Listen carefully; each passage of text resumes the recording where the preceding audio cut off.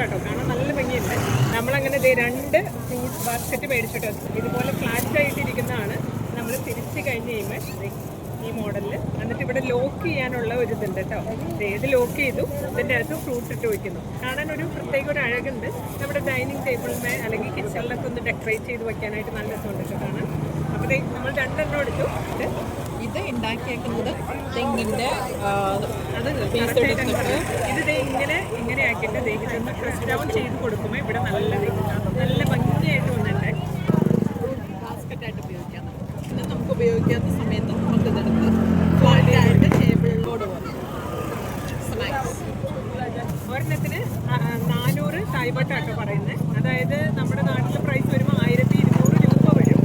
ഇപ്പം നമ്മൾ 2 പീസ് എടുക്കുന്നതുകൊണ്ട് അയാൾ പറഞ്ഞു 600 തായ്പട്ടിന് തരാമെന്ന്. അതിലേക്ക് പറഞ്ഞോണം ഇത് യൂസ് ചെയ്യാതിരിക്കുമ്പോൾ ഇത് ഫ്ലാറ്റായിട്ട് നമുക്ക് ടേബിളിൽ വയ്ക്കാവുന്നതാണ്.